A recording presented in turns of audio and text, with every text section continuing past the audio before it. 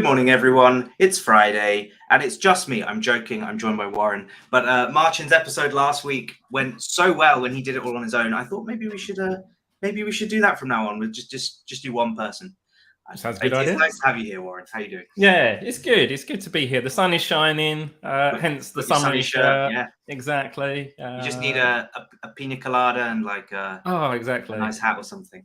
Yeah, well, that's for Code Garden. That's Code Garden week. Indeed, I get to dress up like that. Indeed. Well, thank you for joining. And it's been a very big week in the Umbraco world. We've had 2 big releases. We've had loads of package releases. We've got meetups coming up. We've had some amazing blog posts, some big announcements from people at HQ as well. So we'll be going through all of that today. But Warren, we've not spoken in a while. Tell us, what are you up to? What are you doing at the moment at HQ? What am I up to? DevRel stuff. Obviously, I'm in the land of DevRel, and I've got new colleagues. I have a little team now and a new boss. That's amazing. So if you haven't been following on Twitter, obviously Em's announced that she's my new boss, which is fantastic. So she is Director of Developer Relations, I think is the official title. So a bit boring in comparison to our normal titles. She doesn't have a fun title. No, how dull. But I think as we're growing, I don't think we can scale the fun titles. Yeah, fair enough. But no, all is good. There was a lot of love on Twitter for Emma's new role, of course, and she's done a nice blog post as well, which also, happy birthday, Emma. It's Emma's birthday today. Yes. So she's done a nice blog post kind of summarizing everything she's been going on and what her new role means. So there'll be a link for that down below. Go check it out. But it's good to see that Umbraco are taking that sort of DevRel thing more seriously. Yes, it is actually a real thing. It's not just like a made-up department. But no, it's good. So it's me, Seb, and Emma, and obviously Em's obviously just joined as boss man, boss lady, boss man, boss person this week. So obviously, and then obviously Em's doing a house move as well during all of this, and then it's Code Garden. So she's a bit busy, but so much. What does a day look like for a developer avocado at Umbraco? A developer avocado. It can be anything. So it could be internal dog fooding for some of our products. So that's be giving some of like the CMS team or the cloud team in terms of internal feedback. Like, this just doesn't feel right as a developer. Like pretending if I'm you, Callum, for the day, and like, you've released this new feature. This just doesn't feel right. Can we polish this up or improve this? That could be one day. Another day could be just sitting on Discord and hanging out with the community with Seb in terms of Umbraco Lab. So that's the weekly lunchtime hack mob programming. So that's a really good thing that we do at the minute. So it's an hour, 12 to 1 UK time. So you just come along and we just kind of work collectively on a problem. And it could be we're working on something. It could be Paul Seals has done some stuff in the past. So it's a real nice way to I know a lot of people on Twitter have said just how valuable those 1 hour a week sessions have been, just in terms of lifting the lid on things that you would have thought were totally out of my reach. I wouldn't be able to do that. And actually, no, you can follow along. You can be inspired as well, which is good. Yeah. And I know I've been vocal in the past about Discord, still am, but we know you are. It's been a noticeable change, and I've seen it mentioned a lot in the community that since Discord's come along and the kind of developer relations team in HQ has evolved, it's so much easier now to get information out of HQ, to interact with HQ. Yes, that's the intention. That it doesn't just kind of get lost in the ether in terms of the more commercial blog posts or email marketing. Us DevRel people are here to talk to you, lovely people. Fantastic. Nice to hear what you're up to, and of course, there's going to be a lot more on your plate in the coming weeks. I'm sure about that. Shall we kick off with the big news this week? I think jump into the news. That'd be good.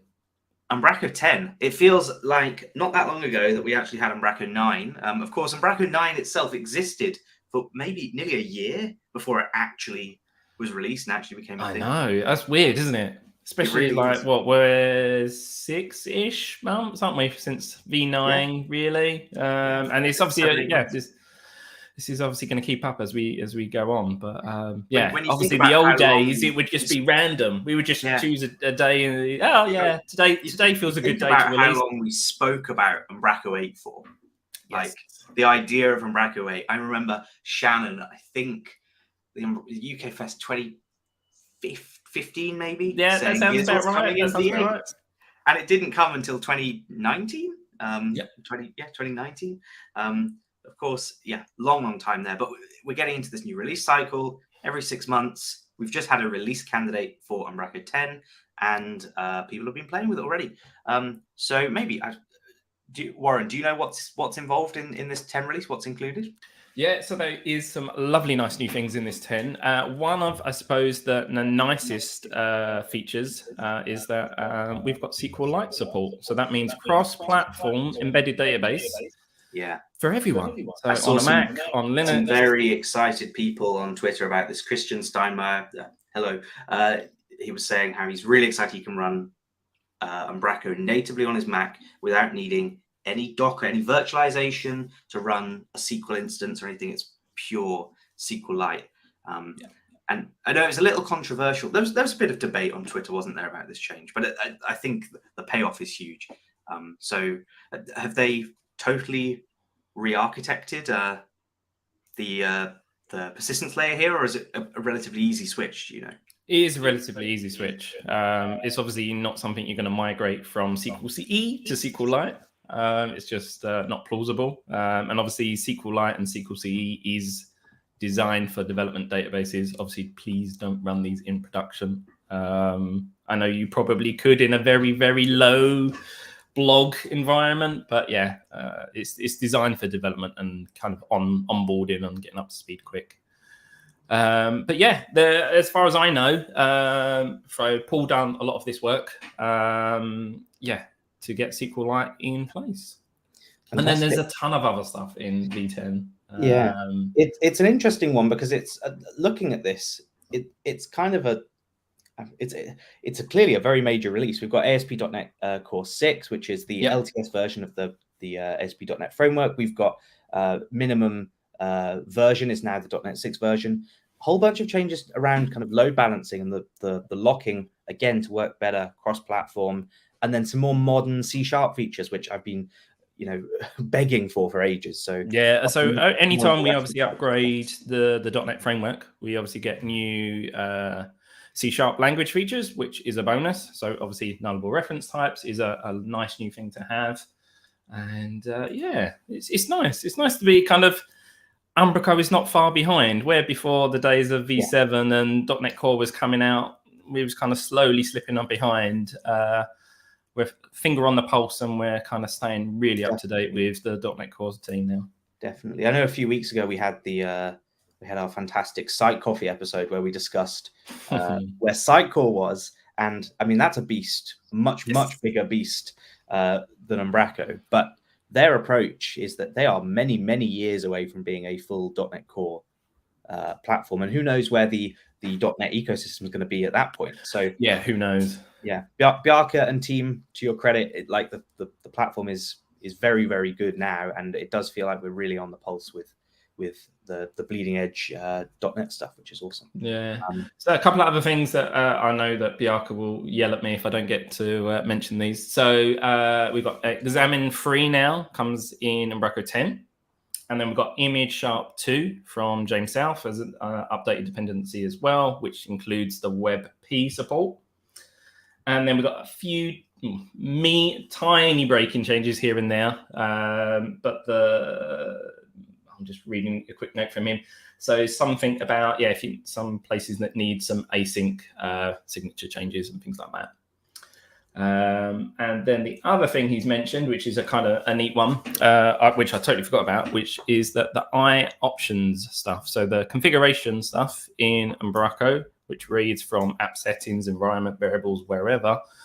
Some of that stuff can now be uploaded whilst the site is updated whilst the site is running. So we are now monitoring certain configuration changes. Obviously, not all. Obviously, the ones that make sense. So go and have I presume that's something that a package dev could also leverage. Yes, definitely. you need to use the I options monitor and kind of leverage that power as well. That's lovely. Well, very good. I think talking to my team earlier this week, the things we were most excited about actually in here were the dependency updates, new version of .NET, the new version of the .NET framework and everything we're running on, new C# language features that come with that, and also image sharp 2 and the kind of evolution there. We aren't being left behind, stuck with a dependency for 5 years. Updated, yeah. Updated, which is fantastic to see. And for me, it's the proper, true cross-platform support now that we've got that's really exciting. And I thought, because it's sunny and I'm in a good mood, why don't we try and do something dangerous? We did this with Umbraco 9 when it came out. I had Seb and Emma on, and we looked at 3 different ways we can get Umbraco 9 running. We looked at with Rider, we looked at Visual Studio on Windows, and we then looked at a code space. Today, I'm running a Mac. I love my Mac. Do everything in Mac OS. I have a very expensive Azure VM that runs, so I can do all of my legacy old Windows stuff. Perfect. I'd really love to get rid of that. And I'm thinking maybe we can have a go at getting Umbraco 10 running on my Mac from scratch with VS Code. What do you think? Yeah, I think go for it. Fantastic. Live dangerously. It's dangerous, but it's a Friday. And why not? Exactly. So I have VS Code running. I have created a folder just called Umbraco. And I've done nothing else. So I have .NET 6 installed as well, actually, I should mention. That doesn't come pre-installed with a Mac. You can download it very easily from get.net. .net. Yes, confused. From the browser. So where do I start? I guess open a terminal. We can go from there. I'll just prove. Maybe I can zoom that in a bit. Lovely. Yeah. So I've got .NET installed. I can go .NET info just to show I've got .NET installed. There it is, .NET SDK 60202. Pretty cool. There we go. So what do I actually need to do to get Umbraco running? Well, I have to install a template, right? That's certainly right. Am I going to remember the command from the top of my head? Absolutely not. Come on, let's see how good your memory is. It's .NET new, and then umbraco.templates, and then you have to give it a version. Yeah, I mean, you're going to have to give it a specific version in this case. Like that? I don't know. You know what? Yeah. I'm going to copy it from the blog post. I was just about to say that. If not, we have I lovely documentation. You know what? I nearly got it bang on. Almost. And it's already installed because I did try this out earlier. I'm not a total fool. There we go.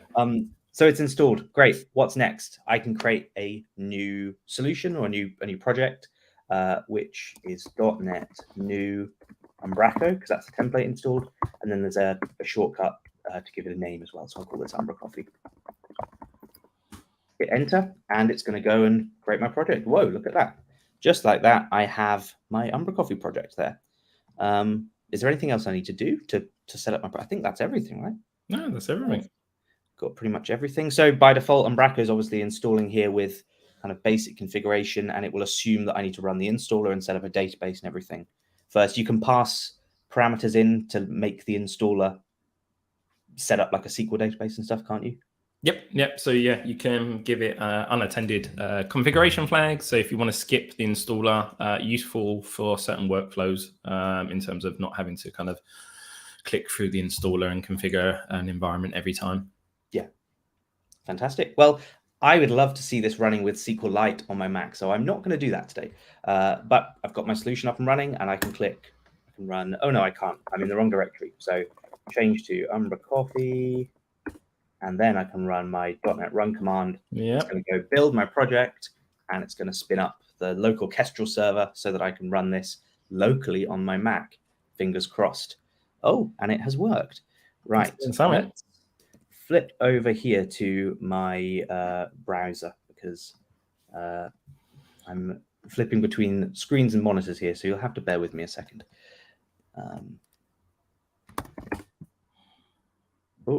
And the screen share. There we go. I've got a privacy error. Let's just assume this is a Mac OS thing being a bit weird and that I can skip this. It's saying that my SSL certificate's not valid.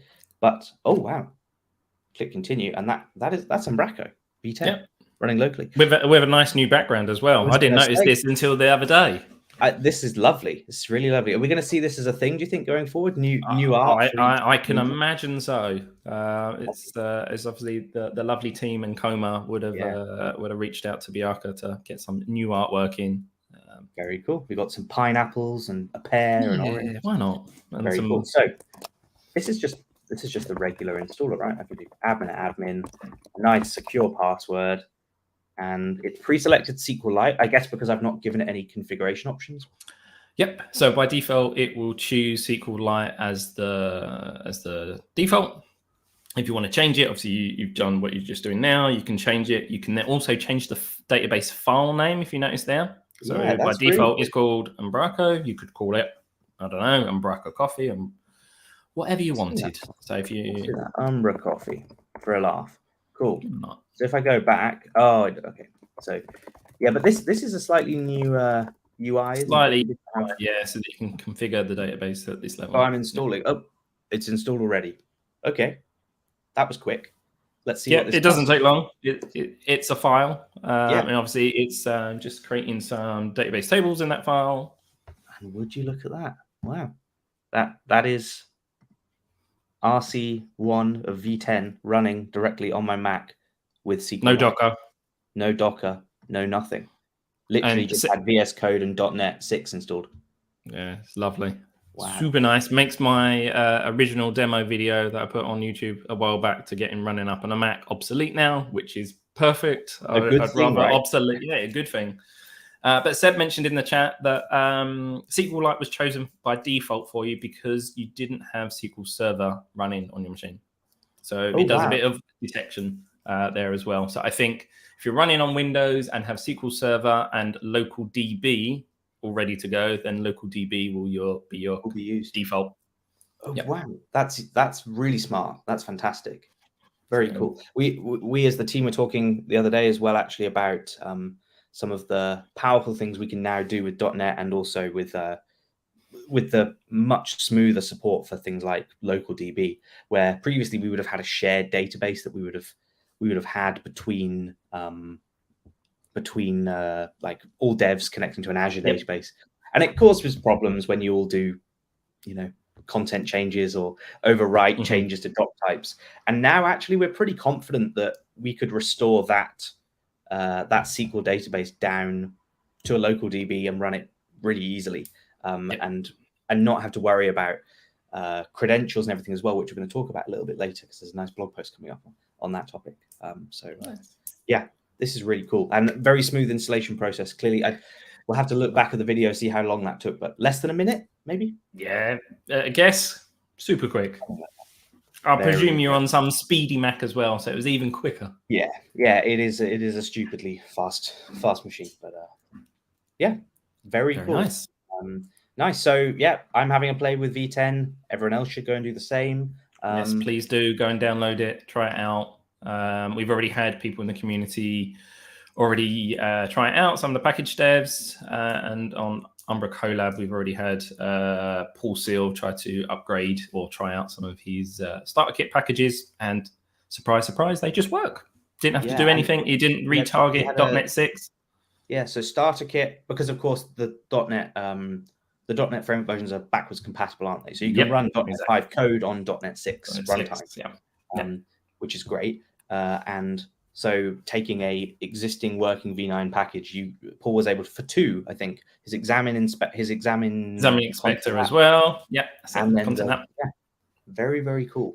That's fantastic. And then Seb on Umbraco Lab as well. At the end of it was upgrading his own blog site that he had running locally, and it was very minor changes in terms of just removing some files from root and the Umbraco folder, or some files from the Umbraco folder, just because they're embedded into V10 now as an RCL or a Razor class library. Oh, so we're using RCLs in the core now as well? Yes, so we use RCL in the core or in V10. Doesn't make sense for you to modify the CSS of the Umbraco back office on disk, so it's now in as an RCL. So yeah, that was the main kind of caveat what Seb had to do. Target .NET 6 for in his CS proj, update the NuGet package, and then follow this notes in the blog post in terms about removing certain files. And it was good to go. That's very no exciting. longer the days and weeks of doing upgrades. Yeah. I saw Dave tweeted this morning that what happened to the good old days where it took two weeks to do an upgrade. Like 2 weeks to do an upgrade. Yeah. Wow, very cool. I'm looking forward to getting more stuck in with this. We're in the process of building our company site again on V10. The release date of this, I believe, is during Code Garden. Not intentionally, it just happened to fall during Code Just Garden. happened, yeah. So we've got 6 weeks-ish to Code Garden, and it will be, I think the target release is the 15th of June. Is that right? I believe so. I don't know if Bjarke and gang is moving it forward a month or back a month, or is intending to still stay on the 15th. We'll see. When it's ready, I guess. When it's ready, yes, as always. But I mean, given how stable V9 is, fingers crossed this is just as stable. So I would imagine so. Ever since Bjarke and gang has joined, I think the product has only just got more and more stable. Regressions are getting less and less, and bugs are getting squashed. So, yes, touch wood. Well, yeah, very good, Bjarke and team. I'm really excited about this. But it's not the only thing that Bjarke has done this week that we should be getting excited about. Nope. Let's not forget Umbraco 9. Just because 10's around doesn't mean 9's dead. This is the last minor version of Umbraco 9 that's planned. Yes, at least. it is. But we have 9.5, and we have a proper release of 9.5 now, which has some very snazzy features that I've wanted for so long, like being able to copy member types and move dictionary items, which I believe were community. They are community contributions, and I can't believe we didn't have them. It just makes sense, doesn't it? Like, what was we doing before? Like the very dodgy things people were doing to move dictionary items, you could modify the files and make it move. Yeah, it just makes so much sense that that's now in the core. Yeah. Along with some improvements to 2FA, which I think comes from the introduction of Umbraco ID on cloud, and actually all of the work around improving identity providers, I think, has stemmed from needing more stuff in cloud. Yeah, it's obviously internal requirements that have kind of needed that. So it makes sense that, obviously we roll this back into the main core product. And obviously, if you joined or watched that Umbraco collab, Seb, not yesterday, last Thursday, he took a YubiKey. So that's like a hardware authenticator key. And we managed to, within an hour, get a working demo of 2FA using a YubiKey for his back office login. That's very cool. I remember at Code Garden a few years ago, someone showing something similar. Maybe it was Fred Rabbi. I'm not sure. Someone showed a YubiKey as a form of authentication. But that's fantastic to see this. And if you think way back to the days where I think Off-Road Code had a really good 2FA plugin for V7 that was tricky because there was constantly moving goalposts. It's so great to see this as a integrated core feature now. Yeah, exactly. So much sense for a modern, very nice for a modern CMS. So 9.5 is out. Oh, this shiny telemetry dashboard. Yeah, telemetry dashboard, which is super useful or nice. I would please ask you very nicely if you could slide up the slider to detailed and send us a tiny bit more information that would benefit us and everyone in the community mostly. Really as you can see, as you slide it up and down, you can see the specific information you're going to be sending. But with detailed, you're sending things like the number of data types and things like that, but it's still all anonymized. And obviously, with us being open source, if you are ever worried, you can obviously go and look at our source code to truly see what we are doing and sending. Oh, you mean you're not spying on everyone? No, I'm not Facebook. I'm not Mark Zuckerberg spying on you and listening to all your voice calls or whatever. Very cool. Yep, 9.5's out. We've upgraded a couple of sites already, so fantastic work there. I like the way that you say that. It was only released yesterday, and you've said you've already upgraded a we had some couple stuff already. Running on the RC as well. Perfect. This is what we like. We had a site that flicked live yesterday. The DNS switch was done yesterday, and I squeezed an update to 9.5 in there just before that happened. So perfect. We have a 9.5 site running in the wild, which is awesome. Cool. Some community releases. The community's been really hot on this. Lee Kelleher has released Contentment v4 Alpha, which supports 8, 9, and 10 all-in-one multi-targeted approach. I'm very interested how he's going to get on with this. If this is going to keep going, is 11, 12, etc. going to be possible, or when does this break? And I'm sure other people who've taken this approach are going to have the same challenges coming up. But yeah, this is exactly the same as Contentment v3.3, just with multi-targeted support for v10 as well. Yeah, very nice, really nice. It's nice to see that the package devs are already on this, like Lee and Kevin and Paul and Matt and people. Are already getting testing and stuff for v10. Yeah. Fantastic. It's only 6 weeks. People want some packages ready for launch, won't they? So yeah. Some updates from Shannon. ExaminX has got a new bug fix, or actually, if you look into the details, he's made something that was mutable before, something you could change immutable. And there's been a bit of a chatter about making something in Umbraco itself work better that I believe is going to be fixed in v10. That then means this fix is actually redundant, but that's fantastic to see that Shannon's still kind of feeding his expertise back into the core. Yeah, it's nice, especially as he doesn't work for us no more. It's lovely. No, exactly. Construct v1.1. This is, of course, Matt's baby, the Fluidity successor. And Matt's been teasing us on Twitter for quite a few weeks now about the cool things he's been doing with rendering razor views inline and tables in the back office for previews and making it all far more flexible. So we've got field view support. We've got some better handling of actions for rows and a nicer API of working with those, and filtering, a bunch of other fixes, a couple of small breaking changes as well. But if you're using Construct Go Update, this release looks really, really cool. That's it for the releases. We did have some blog posts, though, and this was the one I wanted to talk about. Tell me all your secrets.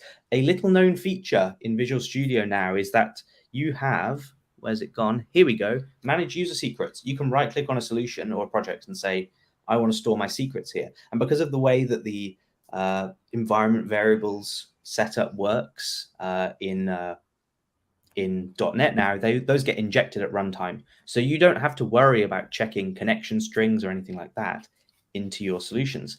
And this was a chat I was having with the team this week saying, you know what, maybe we ship barely anything in our config now. And maybe we say we can keep a kind of secrets file or something in our password manager, and that people can just pull those out and drop those in to run the solution. Maybe that's a nice workflow. So yeah, this is a really cool way of keeping all of that sensitive data outside of your project. And a great blog post here from Phil Dye from Etch about how he's doing that, working with Key Vault, etc. Some other things. Some good fundamentals in there in terms of configuration and secrets. So good very much. And Carl, the wonderful Carl, has done part 2 of his Docker series with Skrift, which again, incredibly detailed, really, really fantastic amount of content here. And he'll be doing a talk at Code Garden on this too. So go give this a read. I think this is a lead up to Code Garden, isn't it? Yeah, it is. He's going to say, ask everyone that's come to his talk if they've done their homework and read the blogs. But yeah, really good resources here. And he's explaining a lot of Docker fundamentals here that maybe Umbraco devs aren't too exposed to from the past. Whilst we're talking about Code Garden, let's have a look at the community talks, because this week this was teased a kind of a hand-picked list of community speakers from Code Garden who are going to be sharing their knowledge, and what a lineup it is. You've got Dave, Ponima, Carl, Paul, Heather, Corne, and me doing some talks. There's plenty of other community speakers as well. Let's not forget them. But there's some really, really interesting looking topics here. Yeah, and I love that Code Garden isn't just a conference that is HQ driven. It's not a bunch of content just from us. The community is just as valuable with all their insights and knowledge as well. So I love that. Yeah, we always get the community involved in these talks. I mean, looking at the list of speakers here, there's an incredibly rich list of speakers. Some very exciting sessions from HQ as well. Let's not forget that. Of course.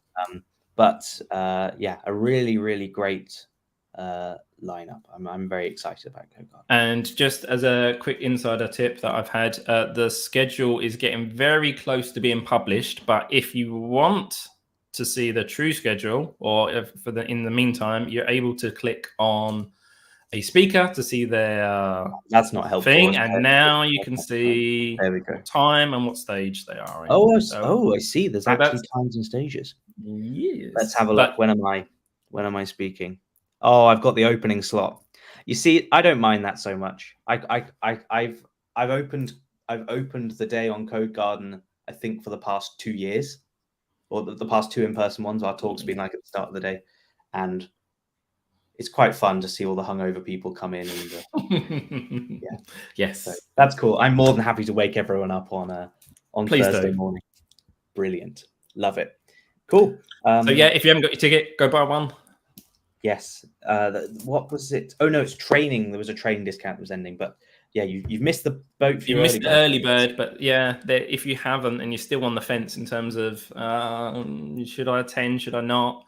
Obviously, we've got virtual, but obviously the best experience is always ever going to be in person. You can't. We try our best to replicate those chats that we have in the corridors or in between sessions online, but it's impossible really to truly replicate it. So it is. Try and jump on a plane. Try and come and see us in person. That would be fab. Yeah, I'm thoroughly excited about this. We've had all of our kind of team travel and hotels and everything booked for a long time. This is a big thing. We're all going to be there. And of course, umbraCoffee. We've done this for a few years now at Code Garden. We're doing umbraCoffee again, all 3 days. It's going to be epic. We want to see anyone that's not met us in person. Please come and say hi. And have you got mugs? That's the main thing. I was going to say we're unfortunately going to have to lug about 150 mugs to Denmark with us. But perfect. There's going to be mugs and swag and everything as well. So come say hi. Good. Should be good fun. If that's not enough reason to buy a ticket, I don't know what is. Just for that, I'll come alone. Yeah. Another thing, just before you quickly switch to your next meetup, Code Garden on day 3. Obviously, we've got some workshops, and traditionally we used to have open space. The DevRel gang and D team are doing a live in-person Umbraco collab. So what we do on Discord on a Thursday, we're going to do live and in person. So that means getting new time contributors up to speed and working with the code base, and getting the old timers, so to speak, able to collaborate and kind of work on ideas together. So that's going to be really fun. So that's day 3. We're going to have some hands-on experience. And you'll be able to ask, some of the D team those burning questions or niggles that you've always wanted answered. Brilliant.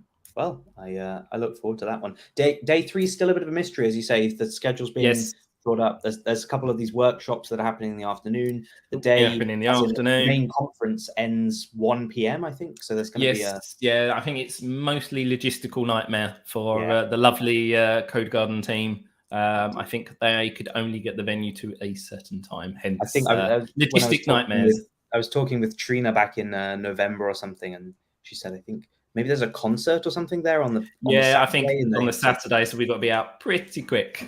Yeah, so, fantastic. Well, I look forward to it regardless. I'm sure this is exactly. It's going to be good. So, meetups. A lot of meetups coming up. Finally, meetups are bouncing back a little bit.